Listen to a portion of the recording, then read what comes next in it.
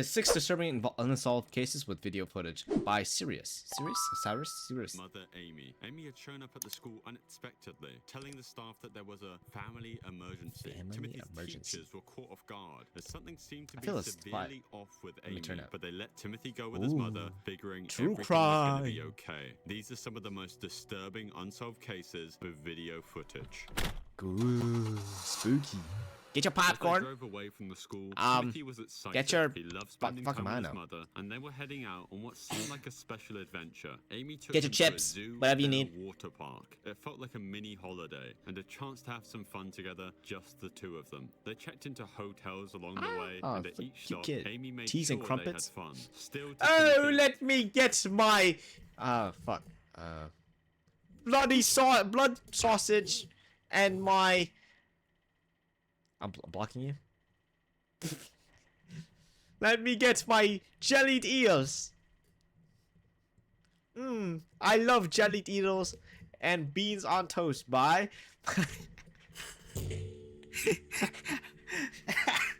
It was probably just an exciting trip with his mum, but there were signs that things weren't as simple as they seemed. Isn't simple as they seem. She was avoiding contact with Timothy's dad and other family members. She would call them every now and again, always sounding upbeat, but she never let Timothy talk to anyone. She'd say, "Okay, gotta go. All right, Issa, have fun, have fun." Him the phone. When she called her husband, bye, foot boy. I'm not foot boy. And that they were fine in a very. I like penis. I'm penis boy. Still, the phone calls I like left the cock up my family butt. uneasy. Why wouldn't she let Timothy speak? The two kept moving from place to place. They stayed in a couple different hotels. No, I dropped my fucking tracking. tracking. No.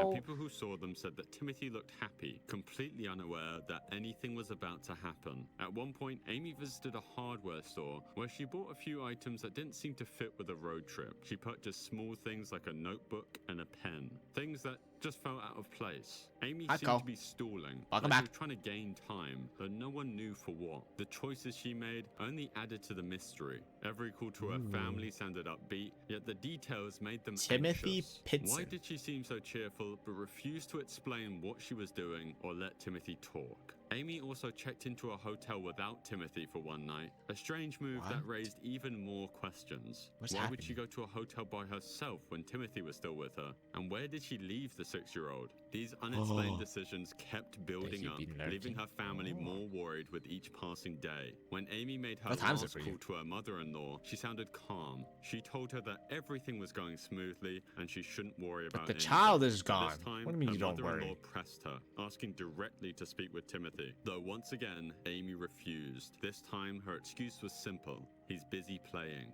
Her voice was light-hearted, but there was something strange about her tone, as if she was masking something deeper.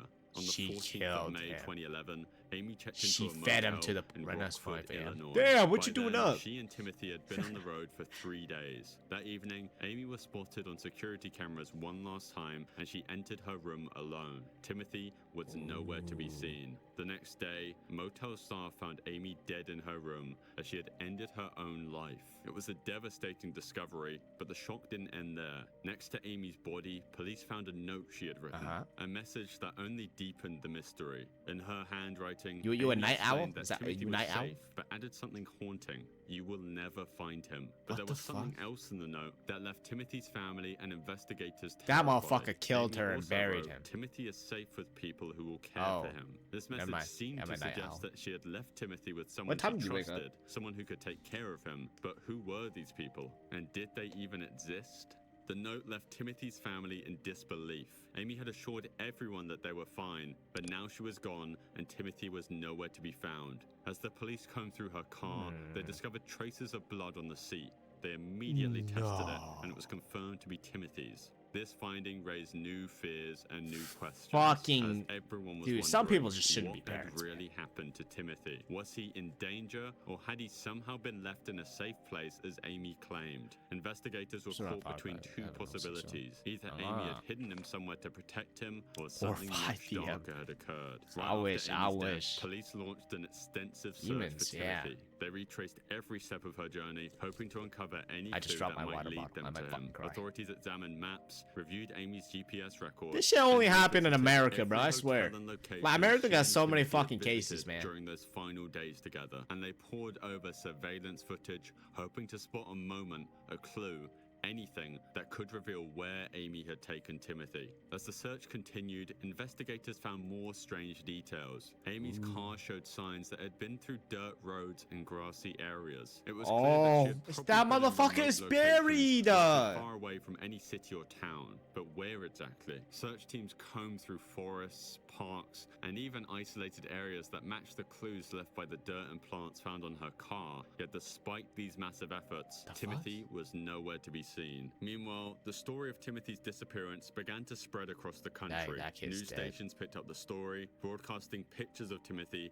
with his bright smile and innocent eyes. His face appeared everywhere, on television, in newspapers, and on missing person posters. What the fuck? The public was captivated by the mystery, and as more details emerged about Amy's final days, people began forming their own theories. Timothy's father, Jim Pitson, became the face of the family's heartbreak and hope. Appearing on news interviews, he spoke openly about the pain of losing Amy and the agony of not knowing where his son was, though he still believed, as Amy's note had said, that Timothy truly was safe somewhere. The general reaction to the case was mixed. Some people sympathized with Jim and clung on to the idea that Timothy was still alive somewhere. If he's out safe, there. wouldn't They he see rallied like the for his return, TVs? joining search parties, Some people are just crazy and and try to act Timothy's normal, story you know? online. Others, however, began to question Amy's actions and whether her words in the note could be trusted.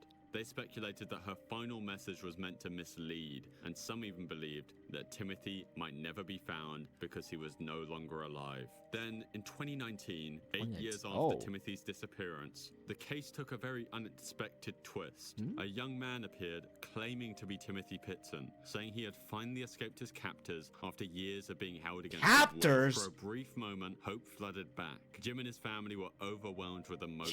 Captors? He might be finally returning home. But that hope was crushed just as quickly as it appeared, as DNA tests revealed that the young man was not Timothy. He was in fact someone else entirely. Why would you lie about that? A person looking for a way out of their own life. Despite the disappointment, Timothy's case remains active. Strange. Law enforcement has refused to close it, and his family holds onto the hope that he's still out there. Timothy's disappearance has become one of America's most famous and confusing mysteries. Some still theorize that Amy may have had help, that maybe someone else was involved in Timothy's disappearance, which could help to explain the times that Amy was alone checking into the hotels. The idea is based ex-convict trying to be a missing child. Like, what? Timothy being with people who would care for him, though to this day there's no evidence supporting this theory. Care for him in heaven, bro. Like, what the fuck? Then she killed him, man. Who knows the truth, keeps the mystery alive. There's blood on the car. As soon as you give up hope, then what should I do? What, declare him dead? He's probably in the middle of nowhere, being homeschooled someplace, you know, just away from the media and TVs and new technology. It was still dark in Midlothian, Texas on the morning of the 18th of April 2016. For 45-year-old Terry Missy Bevers, a fitness instructor and mother of 3, this was a normal time to be up and ready. She was dedicated to her fitness classes, regularly teaching early morning sessions. She is toned, bro. Look at those fucking muscles. At Creekside Church of Christ that day, and she was known for showing up early to set everything up. Around 4:20 a.m., Missy entered the church. Wait, how does the song go? Sunday, Monday, Tuesday, Wednesday, Thursday, Friday, Saturday, Sunday. What the fuck? She made her way inside, likely unaware of the danger that awaited her. 7 days a week. Hours before Missy arrived, Creekside Church had been empty, but by 3:50 a.m., a figure had appeared inside, roaming the halls in a way that would later raise unsettling questions. Security cameras captured the footage of this person, someone whose actions seemed more bizarre than purposeful. The intruder was dressed head to toe in SWAT-style tactical gear, including a helmet, vest, and gloves, all of which concealed their identity. Obviously, this wasn't ordinary clothing, especially for someone. Okay, can we just like remove all the shitty cameras from every building? Like, it should be mandatory to have a good camera. Merely just a disguise or some sort of message. As the figure moved through the church, their actions were equally strange. Instead of heading directly to an office, a safe, or any obvious target, the person walked around, opening doors, checking breaking rooms, Wait, tapping on wait. walls. Can we take a fucking look at that door? Did this guy?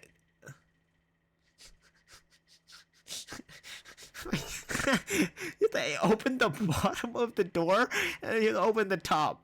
What the Their fuck? pace was calm, almost wondering, as if they had all the time in the world, as it didn't seem like they were searching for anything specific. Instead, What? it felt as though they were just waiting. The security footage further showed this person pausing here and there, standing silently, before moving again. It was this slow, almost detached movement. Okay, what kind of that police looked officer has toward nothing on his viewers. like And one of waist the though? He has stranger actually nothing. aspects caught on the camera was the fact that the figure seemed to even stagger slightly, as they walked very clumsily, as it looks as if they could be unfamiliar with the layout of the church, or they're in some kind of daze. At around 4:20 a.m., he's got a just as camera. Missy entered the church, the camera footage ended. To this day, What? it's unclear exactly how much time passed between Missy walking into the church and her Excuse encounter with the me? intruder. But What timing is is known that? Missy was soon to be found dead, her body discovered by her students who arrived for class a short time later. The scene that they would walk into was shocking. Missy had suffered multiple injuries that was believed to have been inflicted by a hammer that was left near her body. Yeah, After her what? death, the investigators turned to Creekside Church's security cameras, hoping they held the clues that could identify Missy's killer. What detectives found is that the footage raised far more questions than it answered. Like, as the figure moved throughout the church,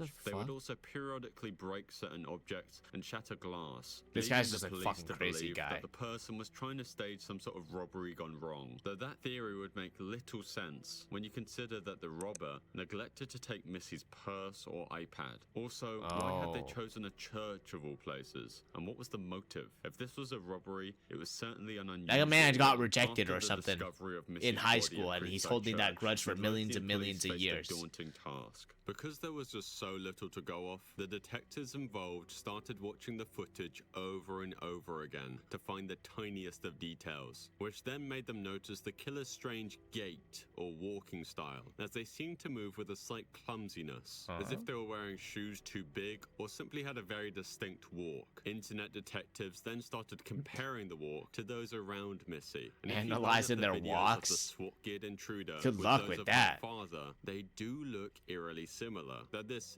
evidence, if you can even call it that, is extremely weak and is a symptom of the case being so mysterious and confusing. The police themselves father. initially thought that the intruder could be female, as the walk looked as if the person was wearing clothes too big or too heavy. These So are like again, wide this theory assumptions led for nowhere. off of As someone's detectives fucking walk. continued analyzing the footage, they turned to Missy's family, friends, and acquaintances, hoping to uncover any motive or clue that could point them towards a suspect. They asked about Missy's relationships. Okay, any like you recent had the conflicts, sign and outside her that says schedule, property searching for surveillance, anything but that the might camera looks explain like why someone fucking would target her. garbage. Missy's husband, Brandon, her 3 children, and her close friends all cooperated fully, sharing information about Missy's life and any challenges she might have been facing. According to her loved ones, Missy was well liked, devoted to her family, and passionate about her work as a fitness instructor. However, some friends mentioned that Missy had recently expressed concerns about strange social media messages she had received. These messages stalker. on LinkedIn reportedly came from an unknown male LinkedIn? and were described as creepy and strange. The police would Motherfucker, track down this shit. person of interest, Yo, though it hell- ultimately turned Okay, out no, to be a I was dead fine. end. What the? Detectives This guy's documented everything dropping they had learned, creepy but no messages single on piece of information LinkedIn. pointed directly towards a clear suspect.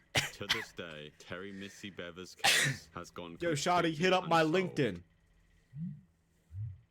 Alyssa Turney was a typical 17-year-old high school junior living in Phoenix, Arizona, with her father, Michael Turney, and half-sister Sarah. Like most teenagers, she had a part-time job, What's up, baby friends, girl? and dreams for the You wanna future. hit up But my on the 17th of LinkedIn, May, and we can go get some 2001, coffee everything sometime? changed. That was Aha. the day Alyssa vanished Aha. without a trace, and the mystery of her disappearance would leave her family and community searching for answers for years to come. It was the last day of school. and Alyssa was I had to looking accept forward your summer answers. break. Yeah. She and her friends had made plans Everyone's to celebrate, weird. and it seemed Some like a people are just, typical like, start to what should sick have been in the a head, though. carefree summer. But what happened that afternoon has been clouded by strange details, some coming from her father Michael himself, so who was the bald. last person to ever see her. According to Michael, he picked up Alyssa from Paradise Valley High School around lunchtime. He claimed that they went out for a bite to eat at a local restaurant, and then, once they returned home, they had a heated argument. Michael would later tell the police that Alyssa stormed off, shouting that she was leaving and heading to California to live with her biological aunt. To back this story, Michael claimed he found a note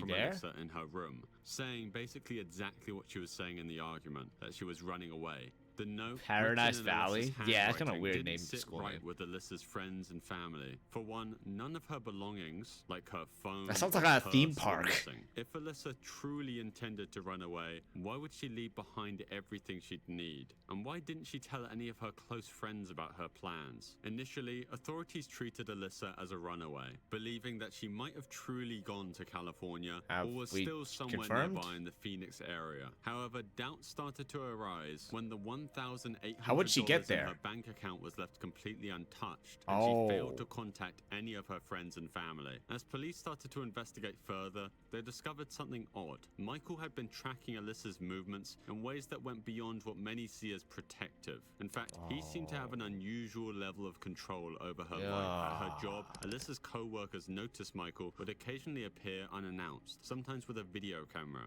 In one instance, he What? secretly recorded his daughter's interactions with customers, co-workers, You're and her friends, dad, claiming it you was weirdo. to ensure her safety. But there was no clear reason why he would have to monitor her like Yeah. this. These recordings weren't limited to her workplace either. Michael Why had would you even do installed that to surveillance your daughter? devices around their home. And one of the most disturbing details was the discovery of hidden recording devices in the family's living room. It's unknown how often Michael reviewed these recordings, but it was clear he had an intense need to keep tabs on Alyssa's actions Holy and shit, conversations. overprotecting This kind of my behavior ass. That's just extended borderline into nearly creepy. Every aspect of Alyssa's life. Yeah, Michael let me kept strict record my control over her entire social family life, or whatever reportedly they're screening her doing. phone calls and limiting her time with friends. Alyssa's friends record that Michael seemed overly protective and suspicious, making her feel uncomfortable and trapped. They reported that Alyssa felt she couldn't do anything without her father knowing, and over time, she grew increasingly it's resentful cameras. of his intense surveillance. For any teenager, this level of control would have felt suffocating. Though it gets much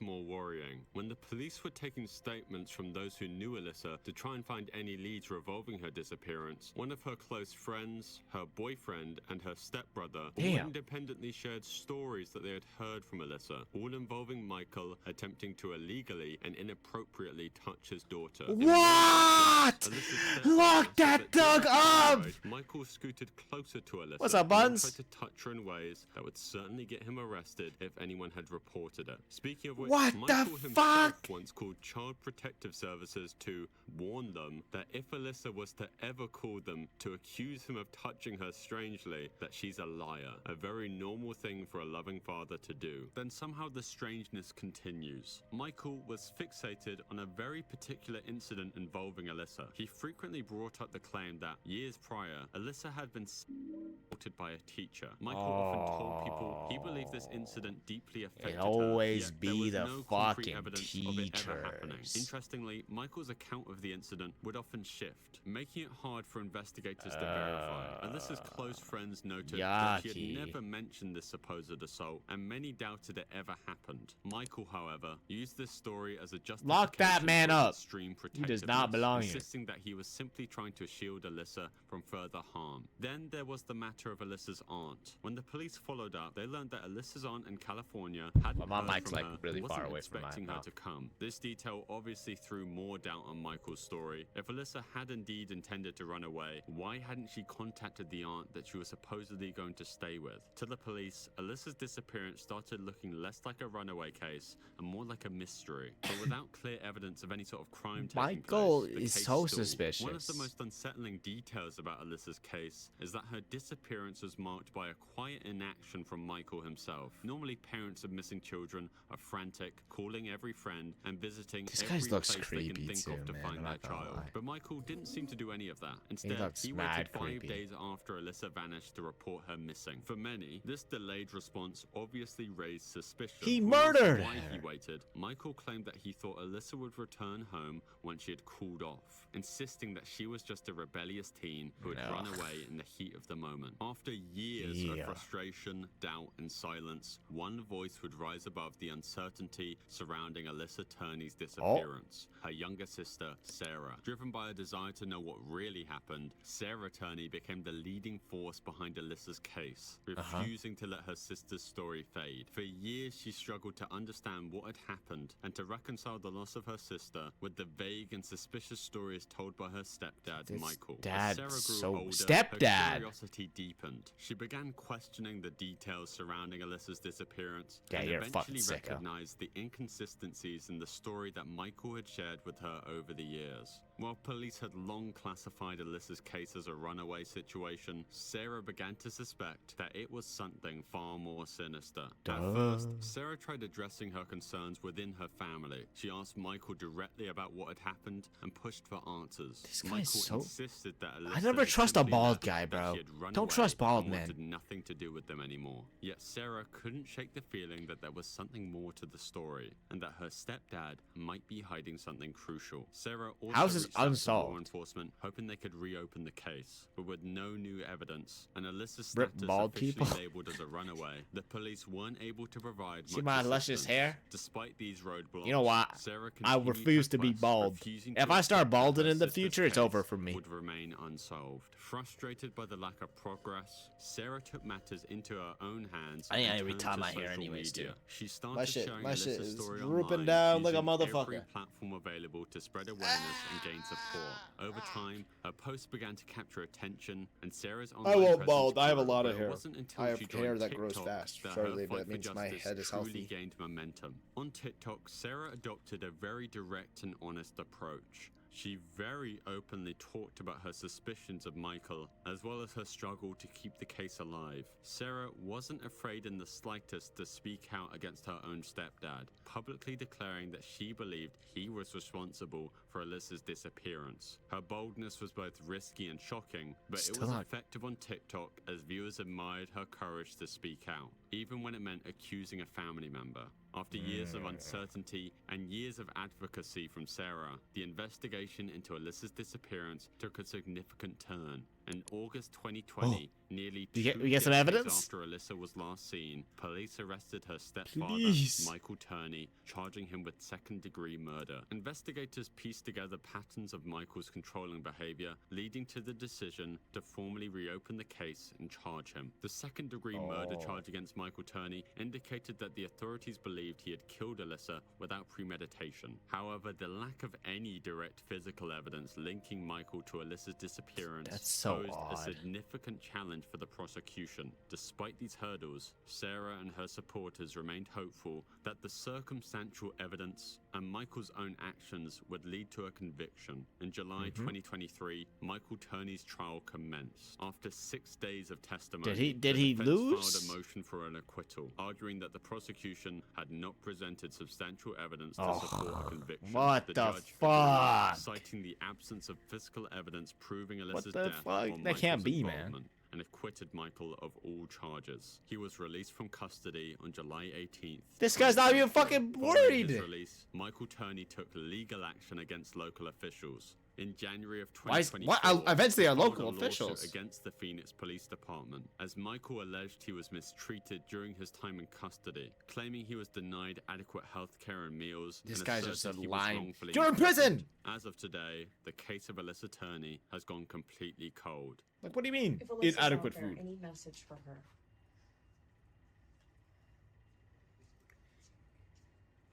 Same message I've always tried to give it. Which is? This guy. I love her. You want her to come home?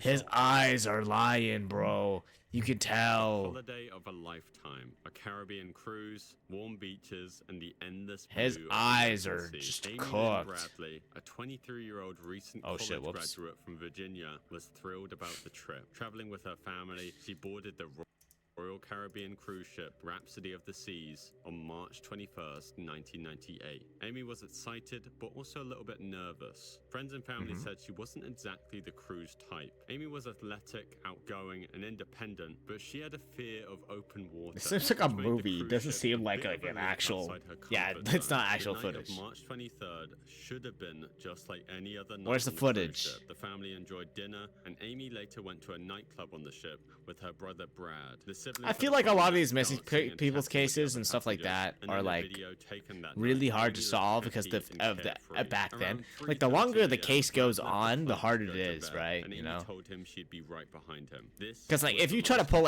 off anything these days, bro, instant you're insta scanned. You're insta going to jail. Amy's father, Ron Bradley, woke up in their shared cabin. He noticed It's just that Amy insta wasn't over. in her bed, which immediately set off the alarms in his head. It was strange for Amy to be up that early, especially since they'd been out late the night before. Ron initially assumed she might have gone up to the deck to watch the sunrise, and he figured she'd be back soon. But as the minutes passed and Amy didn't return, Ron's concern grew. He searched around the ship looking for any sign of his daughter, as he checked the common areas, the decks, and even went to the ship's dining area, but there was no trace of Amy. Feeling increasingly desperate, he woke up the rest of the family. They searched for her together. I would never hoping to go find on a her asleep cruise. somewhere I else get or chatting motion with a friend, sickness but from Amy being in a was car. nowhere to be found. By 6 a.m., the family reported Amy's disappearance to the ship's crew. At first, the crew didn't seem as worried as the Bradleys were. They suggested that maybe Amy had gone Bradleys. for a swim, fallen asleep somewhere, or even gone ashore on her own during an early port stop. However, Amy's family knew she wouldn't have just wandered off without telling them. They got a phone. insisted They got- that still got something was phones wrong then, and bruh. pushed for a more thorough search of the ship. The search of the Rhapsody of the Seas was extensive,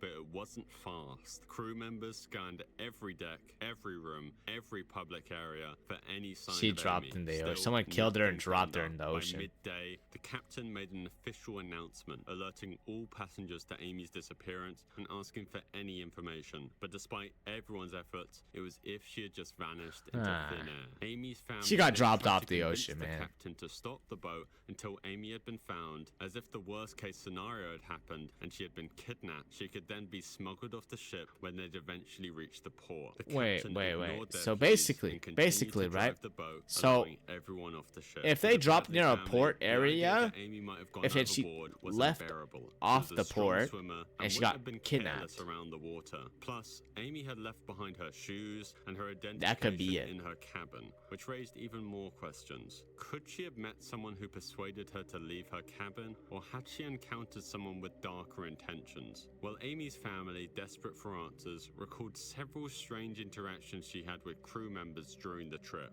A few days What? before she vanished, Amy mentioned feeling uncomfortable around some of the crew. According to her family, she felt watched. One particular crew She member got had approached her drugged. several times, showing an unusual amount of interest in her. He reportedly She got invited her to go drugged or dancing at the some club off shit. the ship, which she turned down. Then her family noticed something very worrying. On board the ship, there was an area where photos of passengers were displayed, pictures taken by the ship's photographers, available for families to view and buy. But something was wrong.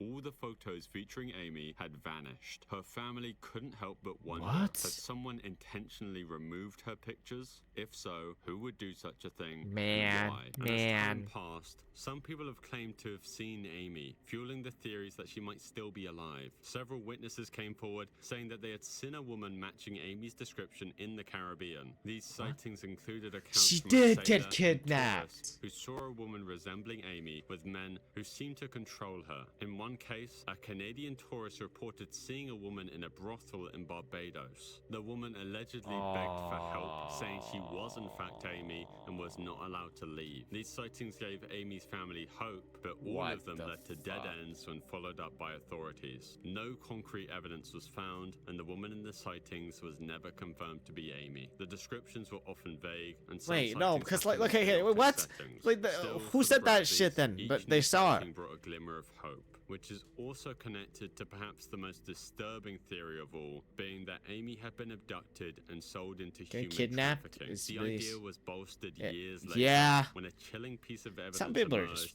as a photo of a woman resembling Amy. No one was knows where you found are. on an You're adult alive, just doing website. random the woman shit, in the photo getting had a forced. similar tattoo to Amy, and her Her appearance is undeniably similar, Wow. considering that she would be several years older. Amy's parents saw the photo and were convinced it was her. They believed the image was proof that Amy was alive, fuck? trapped in a terrifying situation If you're getting from kidnapped, which she couldn't escape. not that I wish Investigators that found upon evidence of anybody, human but if you're getting trafficking rings kidnapped, operating within the Caribbean, pee your and pants a or young something, I woman don't know. like Amy traveling alone at Or night like- on the ship could have been. That's a why target. people need to Her family carry began to like suspect a that taser someone or had pepper lured spray her. on them, They you might know, have forced and then her you off book the it. ship in You one of book the it. island ports and into a dark underground network. Either way, until this day, Amy Lynn Bradley You book is that still shit. missing 26 years later.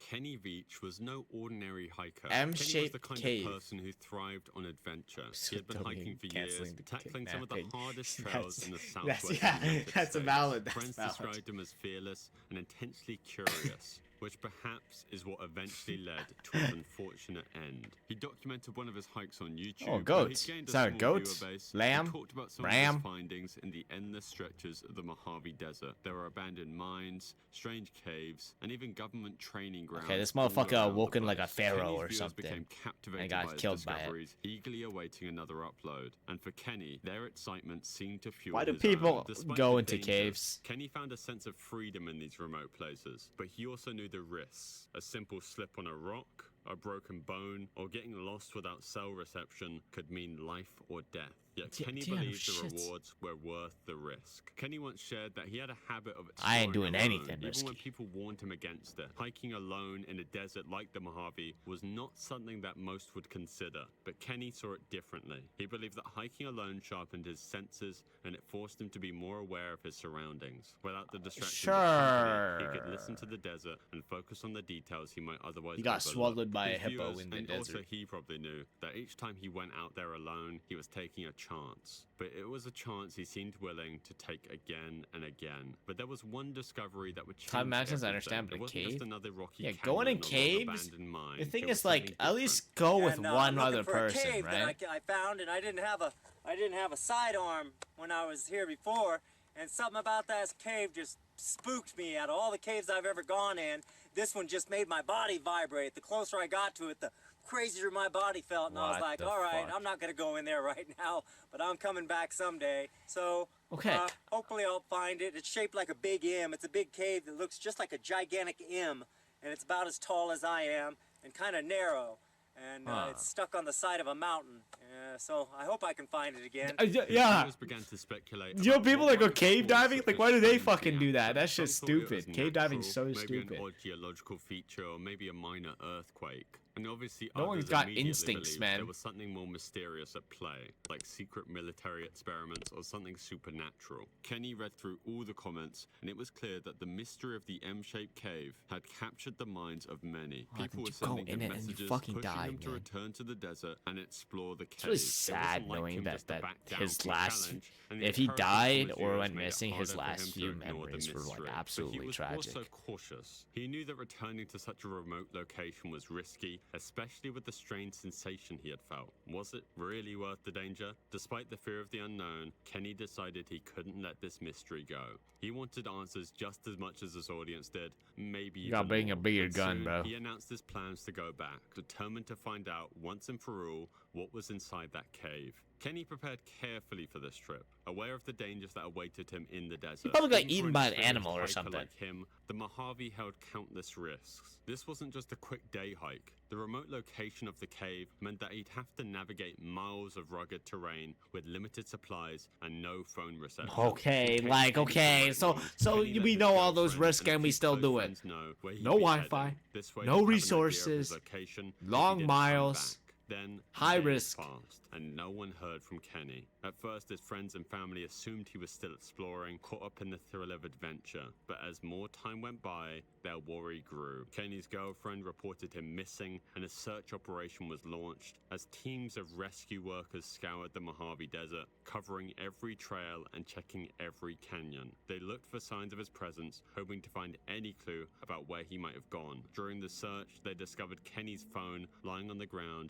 near near an abandoned mine shaft. This was miles from any marked trail and deep within the desert. The phone had no interesting messages, no final recordings, no indication of what might have happened to him. It was as if he no clipped into the back rooms rooms by accident before going further into the wilderness. I mean, why would he leave it behind? Despite extensive search efforts, no other trace of Kenny was ever found. The team searched for weeks, covering the surrounding area and examining any possible routes he might have taken. But the desert is vast. Check the M-shaped cave, no? Uneven terrain makes it difficult to find someone, especially in the remote areas where Kenny was known to explore. With no further evidence and no sign of Kenny, the search was eventually called off, leaving his friends, family, and YouTube viewers with more questions than answers. The M-shaped cave quickly became the focal point of every theory as to what might have happened, as the cave itself was never located either. Really? But he has like an all on camera. Solid, and no one has ever experienced the same intense couldn't they like geolocate that shit? Surrounding Kenny has built up a sort of community of amateur investigators and internet detectives. One of their many theories involves Kenny's sister Debbie Veach. Now Debbie runs a little Reiki studio and shop, and in 2018 it was burgled. A man unidentified broke in through a glass window with a crowbar, stealing an iPad and other small items. Many people who like investigating the mystery of Kenny are absolutely convinced that this was him based off of the security footage. Debbie has never even implied it's Kenny, but still, people are clearly desperate to find out what happened to him. To this day, Kenny's case remains unsolved. Relisha Rudd was only 8 years old when she disappeared from Washington, D.C., leaving a trail of unanswered questions. Dude, all of this shit's in America! October 29th, 2005, Relisha lived a far from easy life. Relisha's family struggled financially, and she spent most of her early years moving between unstable housing situations. Relisha and her family eventually found a place to stay at a shelter known as the General Family Shelter. While it provided a roof over their heads, it was a difficult environment for any child. The shelter housed hundreds of families and individuals experiencing homelessness, and the facility was crowded and sometimes chaotic. For Relisha, the shelter was both her home and her playground, though it was far from the safe, nurturing environment that every child deserves. Despite these hardships, Relisha's teachers and people who knew her described her as friendly and full of curiosity. They noted how she loved school and seemed to be happy there, finding some sense of stability and normalcy in the classroom. Her teacher noticed, though, that her attendance was irregular. Days turned into weeks, and when Relisha stopped coming to school altogether, people started to worry. At first, no one knew what to think. Relisha's absence was unusual, but not completely Are their parents shocking. involved? Living in What the shelter parents do? meant that her life was unpredictable, and unfortunately, it wasn't uncommon for children in similar situations to miss days of school. School officials made phone calls and reached out to her family when her mother, Shamika Young, was contacted. She claimed that Relisha was in the care of a doctor and was being treated for a health issue. She even provided the name of the doctor, Dr. Tatum. That motherfucker sold her child or something. Shamika's explanation and didn't press her any further. They had no reason to doubt her words, but this decision would soon reveal its terrifying consequences. It was the 1st of March 2014 when the authorities were finally contacted. School officials decided to look into Relisha's That's really late, no? once more and discovered something that made them uneasy. The Dr. Tatum that Relisha's mother had referred to wasn't a doctor at all. He was Khalil Tatum, a janitor at the shelter where Relisha's family lived. The unexpected twist raised alarm bells for everyone involved. Though Khalil wasn't just a stranger to Relisha's family, he was someone who had developed a close, almost unsettling relationship with her. Shelter staff and other families noticed how Tatum spent We time find with this fucking Relisha, guy? buying her gifts, I fucking smacked the shit out of him. and providing her with things that perhaps her family couldn't afford. People close to the family obviously saw these gestures as unusual, but no one could have guessed what would come next. Tatum had an extensive criminal history that included burglary and larceny. He was hired despite concerns raised by some about the shelter. Yes, let's hire someone at a shelter for children when they have 2 charges of felonies employees thoroughly. Tatum's role brought him into frequent or contact crimes. with Relisha and her family, and he gradually I'll get became the scissors a to cut his figure in Yes. lives. Relisha's mother, Shamika, accepted these gestures, even allowing Relisha to spend unsupervised time with him. Get his Once police ding-a-ling, began get it off. investigating, they uncovered disturbing details about Tatum's behavior. Surveillance footage later revealed that Tatum had taken Relisha to a Holiday Inn Express in northeast Washington on March 1st, making it the last known sighting of the young girl. Tatum's actions following that day became even more suspicious. He was spotted purchasing a shovel, lime, a chemical that can be used to stop the smell of a rotting corpse. Oh my as well as fucking large God. trash bags, items that suggested he might have intended to cover up a crime. Then something very unexpected happened. As the investigation intensified, authorities discovered that Khalil Tatum's wife, Andrea, was found dead in a hotel room from a gunshot wound. This development fucking only guy. deepened the urgency This of the fucking search guy. for This Relisha, fucking and guy. It became clear that Dr. Tatum was even more dangerous than the police thought. Law enforcement began a nationwide search for Tatum. Meanwhile, the behavior of Relisha's mother, Shamika, was starting to make less and less sense. What? When the school first notified Shamika that Relisha wasn't attending anymore, Shamika did not immediately notify the police or the shelter staff, a delay that severely impacted the investigation. And Shamika's general response was slow and at times evasive. When asked by the police and child welfare authorities about her daughter's last known whereabouts, she provided limited information, and her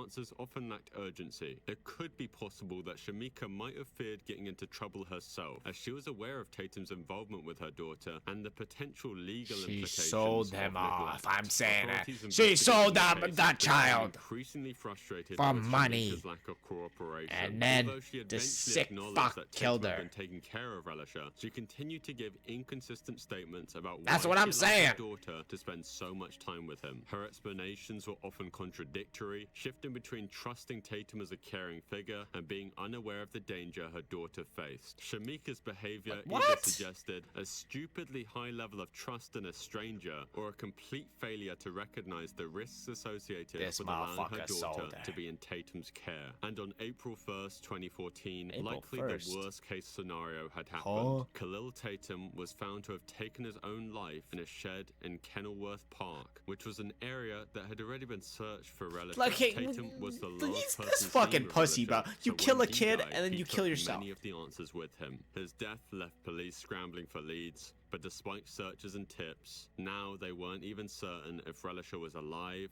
alone, the or had been fuck? given to someone else. Purely speculating, I think it's possible that Tatum may have had a less than legal relationship with Relisha and may have been exploiting her with Shamika's permission. Perhaps Tatum's wife Andrea found out, and that was the motive behind her unfortunate death, though the true motive behind Relisha Rudd's disappearance will likely never be known. Bro. And that concludes today's video. If Gee, you want more jeez, disturbing what the content, you can check fuck? out this video that YouTube W video, W video. Not W cases, but W video. Made by Sirius. Go subscribe. Go subscribe. Go subscribe.